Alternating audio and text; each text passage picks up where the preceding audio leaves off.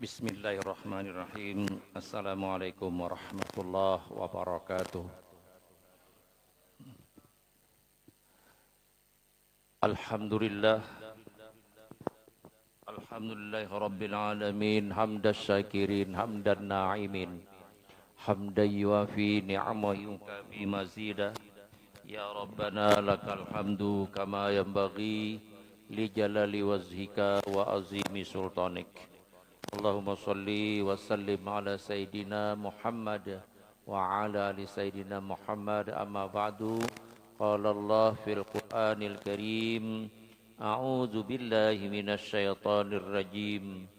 Nahnu qasamna bainahum ma'isyatahum fil hayatid dunya. Wa qala Rasulullah sallallahu alaihi wasallam, as-sabru 'inda sidmatil ula. Sadaqallahul azim wa sadaqa rasulun nabiyul karim wa nahnu ala zalika minasyahidin wasyakirin. Alhamdulillah, pada malam hari ini kita di pertengahan bulan Zulqa'dah. Bulannya orang-orang akan berangkat menuju tanah suci Makkah untuk melaksanakan ibadah haji. Sebab bulan haji itu adalah bulan yang Allah sudah tentukan. Bagi orang yang beriman, percaya dan yakin bahwa Allah Subhanahu wa taala mengutus nabinya ke dunia ini adalah untuk membimbing minaz zulumat ilan nur, dari kejahilan sehingga berilmu, dari gelap sehingga terang benderang. Kita yakin dan percaya. Di antara terang benderang yang Rasulullah SAW sampaikan kepada umatnya, di antaranya, ini akan bernilai ibadah haji dan ibadah umroh. Kata Rasulullah SAW, barang siapa sholat isyraq 2 rakaat karena Allah, nilai yang Allah berikan sama orang itu melaksanakan ibadah umrah sunnat. Aisyah, istri Rasulullah sallallahu alaihi wasallam, binti Abu Bakar As-Siddiq, di malam hari Rasulullah SAW menyampaikan, hai Aisyah, la tanami, jangan engkau tidur kecuali engkau adalah khatam Al-Quran. 1.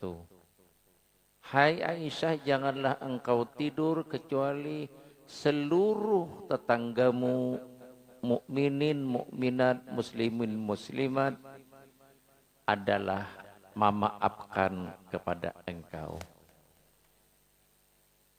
Janganlah engkau tidur kecuali engkau haji dan umrah.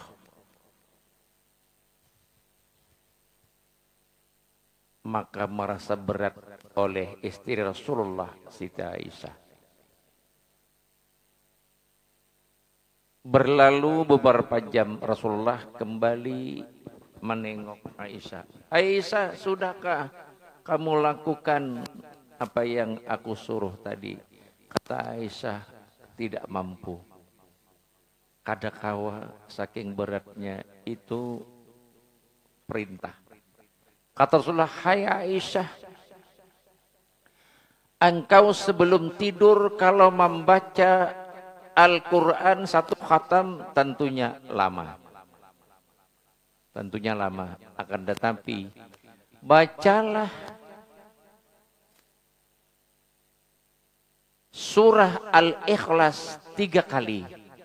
Itu yang pernah Rasulullah sampaikan kepada Sayyidina Ali. Maka nilainya engkau sama dengan baca Al-Quran 1 khatam. Bacalah surah Ikhlas 3 kali, engkau nilainya sama dengan membaca Al-Quran satu khatam. Riwayat lain, kalau engkau membaca Ummul Quran surah Al-Fatihah, karena surah Fatihah Ummul Quran induknya Al-Quran. Kalau engkau baca surah Fatihah sebelum engkau tidur, engkau adalah sama halnya membaca satu khatam Al-Quran. Nganggut Siti Aisyah masuk akal. Hai Aisyah, janganlah engkau tidur kecuali engkau adalah tetangga kiri kanan memaafkan engkau. Kata Rasulullah, yang kamu lakukan hanya dengan ucapan istighfar lil mu'minin wal mu'minat. Astaghfirullahalazim lil mu'minina wal mu'minat. Bacalah 3 kali. Maka tetanggamu kiri kanan senang kalau engkau mintakan ampun kepada Allah atas kesalahan dan dosa tetangga. Tetanggamu senang kepadamu. Sebelum engkau tidur ucapkan astaghfirullahalazim lil mu'minin wal mu'minat. Yang ketiga kata Rasulullah, engkau janganlah tidur kecuali lakukan haji dan umrah. Sedangkan umrah saja tawaf keliling Ka'bah 7 kali. Sa'i 7 kali pulang pergi. Baru cukur atau tahallul. Berjam-jam lebih baru selesai umrah. Kata Rasulullah, kalau engkau mengucapkan kalimat subhanallah walhamdulillah la ilaha illallah wallahu akbar sebelum tidur, nilainya sama dengan melaksanakan umrah. Jadi banyak untuk bisa umrah orang miskin. Tadi sholat isyraq 2 rakaat. Sebelum tidur banyak-banyak mengucapkan kalimat tasbih. Nilainya sama dengan nilai umrah. Selanjutnya saya sengaja membaca kitab Bahjatul Wasail Syarah Masail. Saya membaca di dalam kitab Durratun Nasihin kehebatan sholawat. Jadi kalau kadada Nabi Muhammad, kadada sholawat. Adanya Nabi Muhammad SAW sehingga ada bersolawat. Adanya Nabi Muhammad SAW sehingga adanya langit dan bumi. Bahkan adanya Nabi Muhammad SAW adanya surga dan neraka. Lebih lagi, nang sedang kita alami. Sebab adanya Nabi Muhammad SAW, kita berisi motor, kita berisi mobil, kita berisi rumah. Itu sebab adanya Nabi Muhammad SAW. Luar biasa. Oleh karena itu, sholawat luar biasa. Seorang perempuan, anak gadisnya meninggal. Ini anak yang disayang, meninggal. Maka dia datang ke seorang ulama namanya Hasan Al-Basri. Sering kita dengar, siapakah Hasan Al-Basri? Waliullah subhanahu wa ta'ala. Datang ke situ. Hai Hasanul Basri, anak saya meninggal. Sudah beberapa bulan, bahkan bertahun-tahun. Saya ingin melihat bagaimana keadaan anak saya di alam barzah, alam akhirat. Kata Hasanul Basri, hai ibu, kalau engkau kepingin mau melihat anak dalam mimpi, bacalah sholawat kepada Nabi. Bacanya sholawat kepada Nabi Muhammad SAW sebelum tidur. Mimpi diperlihatkan anaknya yang sudah meninggal beberapa bulan. Ternyata anaknya itu sedang disiksa di alam kubur. Kakinya dibelenggu, tangannya diikat, diikat dengan rantai api neraka kaki dan tangan. Maka sang ibu sedih melihat anak di dalam mimpi. Terbangun. Setelah terbangun, lapor dengan Tuan Guru Hasanul Basri.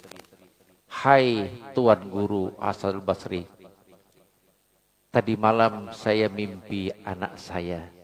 Setelah Tuan Guru menyuruh saya baca sholawat, ternyata anak saya sedang disiksa oleh Allah Subhanahu wa taala. Kaki dan tangannya terbelenggu. Sedihlah Hasanul Basri. Beberapa saat Hasanul Basri tertidur. Di dalam tidurnya mimpi ketemu dengan seorang perempuan gadis. Kata perempuan gadis tadi, hai Hasanul Basri, apakah engkau masih ingat dengan saya? Kata Hasanul Basri, saya tidak mengenal Anda. Siapakah Anda? Hai Hasanul Basri, saya adalah anaknya seorang ibu yang datang kepada Hasanul Basri yang ingin ketemu dengan saya lewat mimpi. Saya adalah anaknya. Dilihat oleh Hasanul Basri sedang duduk di surga, menikmati keindahan surga. Aneh Hasanul Basri melihat. Padahal baru malam kemarin ibunya melihat dalam mimpi disiksa. Kenapa malam ini sudah di surga, menikmati keindahan surga? Hasanul Basri tanya, ma baluki, hai perempuan, apa hal engkau bisa seperti ini mendapat luar biasa kenikmatan dari Allah? Maka wanita tadi menjawab, hai Hasanul Basri, kami di pakuburan itu berjumlah 550 orang yang sedang disiksa oleh Allah Subhanahu wa taala. Kada sedikit, mungkin sama aja dengan kuburan yang ada di darat itu. 550 orang sedang disiksa oleh Allah Subhanahu wa taala. Pada saat kami sedang disiksa itu, maka ada datang seorang laki-laki ziarah ke kubur. Ziarah ke kubur. Maka ketika dia ziarah ke kubur, dia adalah baca sholawat kepada Nabi. Setelah Yasin, Tabarak, Tahlil, dia baca sholawat, baca sholawat, baca sholawat. Dengan berkah sholawat orang yang ziarah ke kuburan kami yang sedang disiksa 550 orang itu, Allah angkatkan siksa kami itu, maka kami akan diberikan kenikmatan di dalam surga sebab sholawat orang yang ziarah ke kuburan itu. Luar biasa sholawat. Walaupun kita dibaca di rumah, tapi niat kita, ya Allah, ibu, bapak, keluarga, kawan-kawan yang telah mendahului kami, ya Allah, masuk ke alam barzah. Ya Allah, dengan berkat salawat kepada Nabi, ya Allah, agar terhindar dari siksa kubur, ya Allah. Walaupun kita kada datang ke kuburan di rumah, apakan lagi langsung datang ke kuburan. Sebab orang ziarah ke kubur itu akan mengingat kematian dan rajin ibadah. Nah, di sini manusia hidup itu selalu silih berganti. Wa nudawiluha bainan nas, hidup itu berputar roda, kadang di atas, kadang di bawah. Apa yang dimaksud kadang di atas, kadang di bawah? Itu adalah manusia itu selalu dia pandai bersyukur ketika bahagia dan dia pandai sabar ketika mendapat cobaan ujian.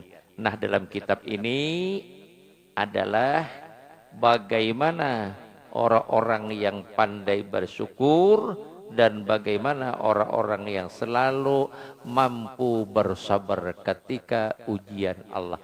Sudah pasti dua itu silih berganti datang kepada kita. Kadada orang itu susah berlawasan. Mulai halus sampai remaja, sampai tua, sampai jadi nenek-nenek kai-kai, susah berlawasan. Kada. Atau mulai lahir sudah jadi anak orang sugih, kaina sarba ada, sampai tua, sampai jadi nenek kai, selalu sugih terus. Tidak. Pasti ada hidup itu bergelombang. Nah di sini syukur itu ala ni'amillah. Kalau kita bersyukur itu apa yang kita syukuri? Bersyukur atas segala nikmat Allah. Kalau kepada manusia itu bahasanya bukan bersyukur, berterima kasih.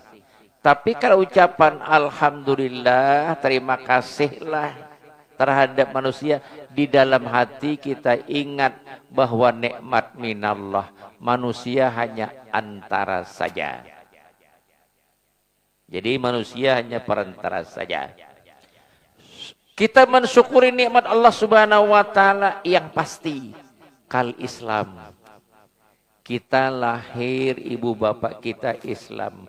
Kampung kita banyak orang Islam, dan sampai wayahini kita beragama Islam. Itu nikmat Allah Subhanahu wa taala. Luar biasa. Jadi nikmat Allah Subhanahu wa taala yang kita terima pada saat ini nikmat Islam. Apakah lagi yang dikatakan nikmat iman? Luar biasa. Nikmat iman. Jadi tidak ada nikmat yang paling besar kepada kita adalah nikmat beriman. Nikmat paling besar itu. Nah, jadi nikmat kita beragama Islam, nikmatnya taat kepada Allah itu nikmat. Nikmat.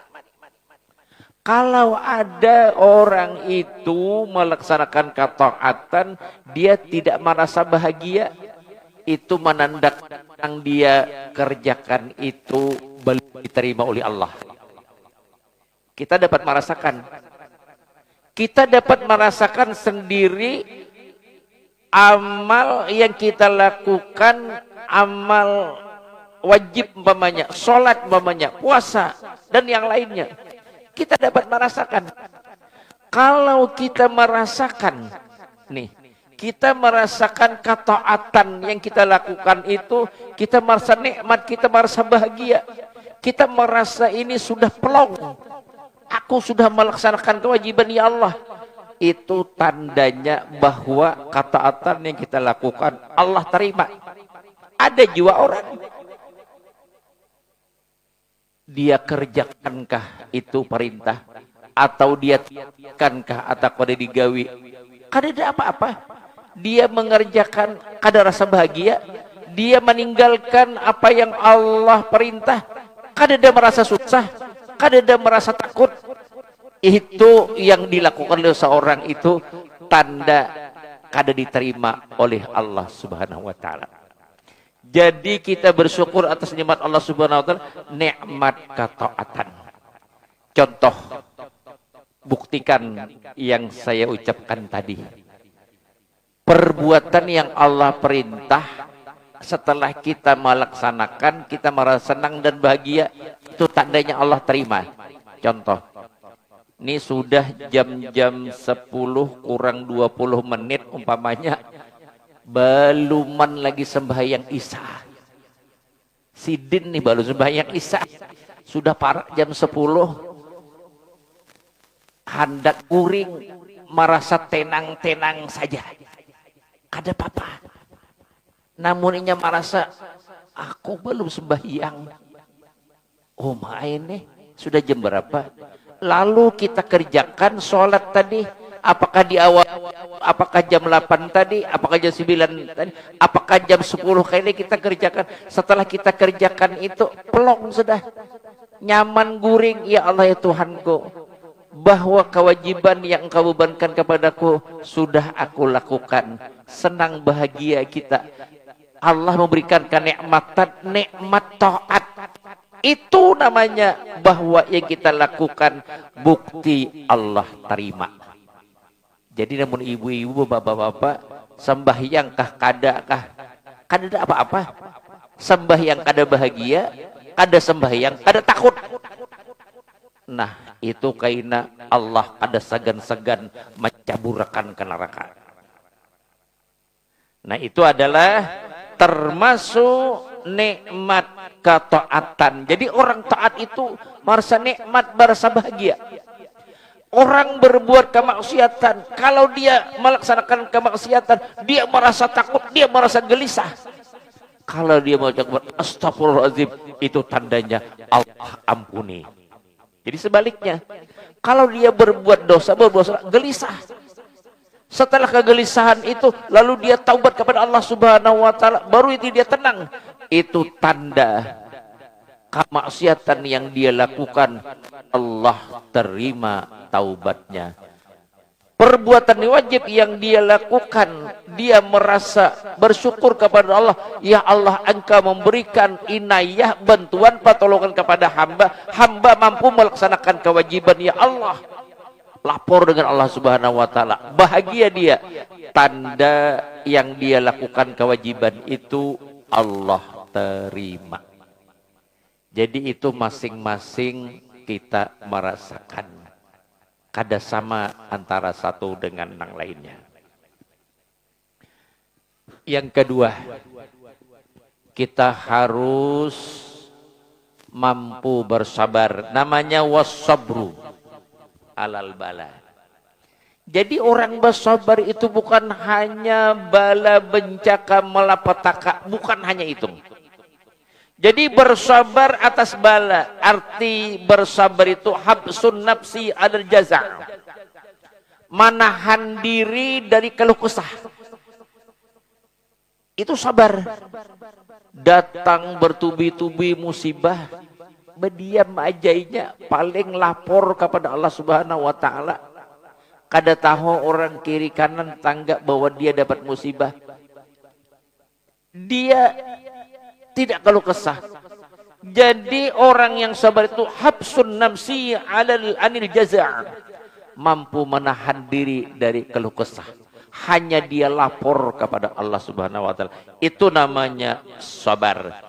Inna ilzamal jaza ma'a ilzamil bala'i. Hadis, Allah mendatangkan balasan itu besar bagi orang yang sabar, sebab balanya itu besar sekali. Besar ujian Allah, dia sabar, besar pahala yang Allah berikan. Ada hadis Nabi lagi, innallaha idza ahabba qauman ibtalahum. Kalau Allah ini senang dengan hambanya, kauman ini suatu golongan atau orang, Allah senang. Ini Allah senang dengan orang itu. Ibtalahum. Banyak Allah datangkan cobaan, ujian, musibah. Saya malam waktu menyampaikan kitab Al-Hikam di wadah di Majelis Taklim Al-Mubarak. Kalau orang itu sehat, datang sakit. Orangnya gagah kuat, datang stroke. Itu Allah tanda cinta kepada hambanya. Allah datangkan penyakit. Dengan sebab Allah datangkan penyakit itu, penyakit-penyakit itu bisa mengkiparati dosa yang telah lewat, menghapus dosa yang telah lewat dengan sebab adanya penyakit. Waktu dia sehat, jarang ada kedengaran ucapannya ucapan menyebut nama Allah, kalimat istighfar, kalimat alhamdulillah, kalimat subhanallah, kalimat masya Allah. Tidak kedengaran karena dia sehat. Setelah Allah datangkan sakit, kada kawa berjalan stroke, maka lidahnya banyak mengucapkan istighfar. Jadi untung orang itu kalau Allah datangkan penyakit, bukan dia adalah rugi. Beruntung orang yang Allah datangkan penyakit, sebab penyakit dia banyak mengingat Allah. Ini namanya innallaha iza ahabba qauman ibtalahum. Allah senang dengan orang itu, Allah datangkan bala, datangkan musibah. Lalu rengek-rengeknya menyebut astagfirullah. Waktu sehat kada pernah kedengaran ada ucapan astagfirullah. Itu tanda Allah sayang. Namun Allah kada sayang, banyak mati mendadak. Kada ingat istighfar. Itu Allah adalah murka. Melihat kata laluan itu, keterlaluan maksiat yang dia lakukan, matinya mati mendadak, kada sempat istighfar. Paman radhiya falau ridha, kalau dia ridha atas penyakit yang Allah datangkan, falau ridha, Allah pun ridha. Allah ridha. Kayak apa ridha? Dalam tauhid, dalam tasawuf, kayak apa ridha? Arti ridha itu senang hati. Jadi barang siapa senang hati, walaupun rupanya, bentuknya, wujudnya ini musibah. Orang melihat ini adalah bala, bencana. Tapi bagi dia, dia terima dengan senang hati. Aku sudah berumur 60 tahun, ya Allah. Saling lawasan sudah sehat. Baru 3 hari ini, ya Allah, engkau datangkan penyakit. Ya Allah, kada apa-apa. Aku terima, ya Allah, penyakit ini. Dahulunya aku ke hulu ke hilir berjalan sebab kena penyakit. Ya Allah, aku kada berjalan lagi. Batisku kada berdosa, mataku kada berdosa melihat bulalang bulaling, telingaku kada berdosa, telinga rinjing didengar itu ini. Itu dia mengambil itibar. Maka ketika dia ridha Allah datangkan penyakit, ridha itulah menghapus dosa-dosa yang telah lewat. Jadi apabila dia ridha, Allah pun senang. Waman sakhita, siapa nang mengomel, Allah datangkan penyakit. Mengomel, protes dengan Allah Subhanahu wa taala, palau suktu, Allah murka juga orang nang pengomelan itu. Nah, jadi kalau kita ridha, Allah ridha. Kalau kita ngomel, Allah juga adalah kada senang orang nang selalu apa yang Allah datangkan kada terima. Itu namanya musibah alal bala. Terus lagi, nah, sabar atas bala. Sabar ketika taat. Nah, ini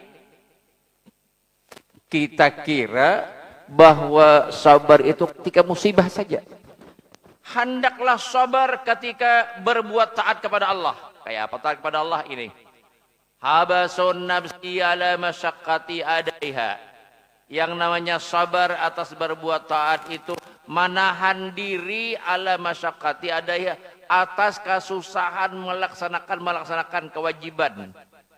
Bangun subuh dingin rintik-rintik lagi, baudu umai dinginnya.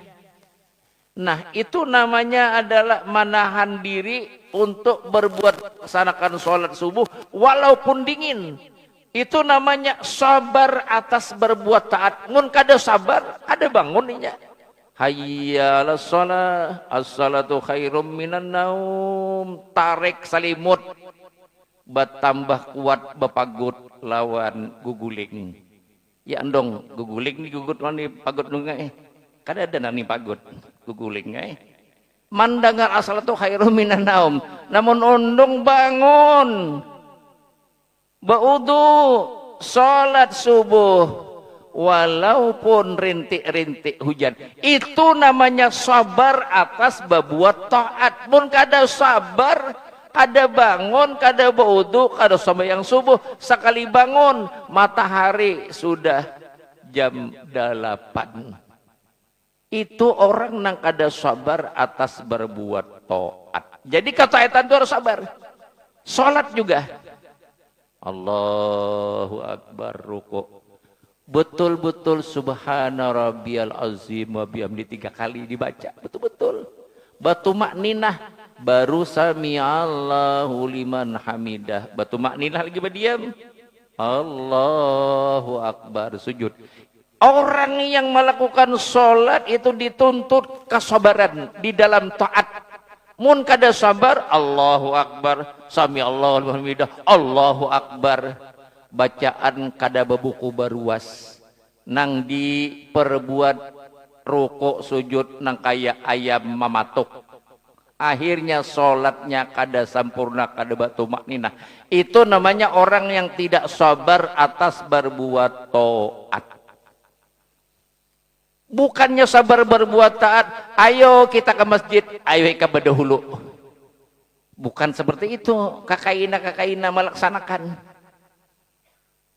Ayo kita sembahyangan, ayo pian sembahyang ngejulak kayak ulun kakaina gin. Paparak waktunya habis. Sembahyang asar jam 5:30. Pas sekalinya sibuk apa? Ketinggalan. Itu namanya tidak sabar atas berbuat ketaatan. Selanjutnya lagi sabar. Sabar alal ma'siyah. Sabar alal ma'asi. Sabar atas maksiat. Kayak apa sabar atas kemaksiatan? Habsi ala masyaqqati ijtinabiha. Habsudi menjaga diri, menahan diri atas kesusahan menjauhinya. Setiap kemaksiatan itu nang disenangi oleh nafsu. Setiap perbuatan baik itu biasanya berlawanan dengan nafsu. Nafsu kada ketuju nang baik. Nang kejahatan itu nafsu senang betul. Nah, orang yang sabar atas kemaksiatan, menahan diri atas kesusahan-kesusahan, meninggalkannya. Memang berat untuk meninggalkan apa yang Allah larang. Jadi dia adalah mampu bersabar ketika menjauhi segala kemaksiatan itu. Jadi as-sabru ala fi'lil wajib wa tarkul muharram. Sabar atas melaksanakan kewajiban dan sabar meninggalkan segala apa yang Allah larang. Ini pasti terjadi kepada kita setiap saat, setiap hari, setiap waktu. Yang dua macam ini silih berganti datang kepada kita. Insya Allah, namun orang beriman, karena tanda orang yang beriman itu dia pandai bersyukur. Orang beriman itu tandanya dia adalah mampu bersabar. Selama kita beriman, insya Allah kesabaran akan kita miliki. Insya Allah yang namanya bersyukur kepada Allah selalu kita laksanakan. Terhadap Allah mensyukuri atas segala nikmatnya, terhadap manusia perantara kita ucapkan terima kasih. Jangan kada nahu lawan orang yang perantara sehingga kita mendapat kebahagiaan lewat kawan kita, ucapkan terima kasih. Itulah namanya beradab kepada Allah, beradab kepada hamba Allah. Demikian dapat saya sampaikan malam hari ini. Mudah-mudahan dengan adanya sedikit yang saya sampaikan, kita adalah pandai bersyukur dan mampu bersabar, dan kita senantiasa dalam hidup kita jangan sampai ketinggalan bersolawat kepada Nabi Muhammad SAW. Nanti di akhirat orang yang sedikit salawatnya jauh kedudukannya ke Rasulullah. Orang yang banyak bersolawat dekat kedudukannya dengan Rasulullah Sallallahu Alaihi Wasallam. Semoga kita ahli ibadah sisa umur yang Allah isakan. Amin Rabbil Alamin. Al-Fatihah. Bismillahirrahmanirrahim. Alhamdulillah Rabbil Alamin. Ar-Rahmanir-Rahim. Maliki yaumiddin. Iyyaka na'budu wa iyyaka nasta'in. Ihdinas siratal mustaqim. Siratal ladzina an'amta 'alaihim ghairil maghdubi 'alaihim waladdallin. Amin. Amin ya Rabbil Alamin. Bismillahirrahmanirrahim. Alhamdulillah Rabbil Alamin. Allahumma salli wa sallim ala Sayyidina wa Nabiyyina Muhammadin wa ala alihi wa sahbihi ajma'in. Allahumma anfa'na bima 'allamtana. Rabbi zidna ilman nafi'a wa silana bima razaqtana.